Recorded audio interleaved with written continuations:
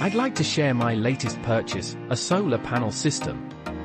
I decided to go with Solar Smart, and my setup includes 12 AIKO for 55 WP panels, a Sigen 5 kW inverter, an 8 kWh battery, and an Eddi water heating system. The entire installation took just 1 day, a team of 4 electricians and 3 panel installers completed the job. All 12 panels are facing south, while the inverter and battery are installed in the garden on the north side of the house. At first, I wasn't convinced about installing solar panels since Ireland is mostly associated with rain and limited sunshine. However, the first 2 days after installation proved me wrong.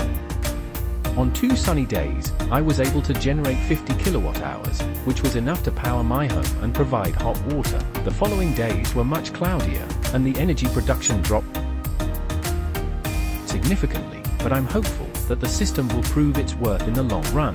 If you're interested, I'll be sharing updates on my energy production in the coming months. Leave a comment and subscribe to my channel. Thanks for watching.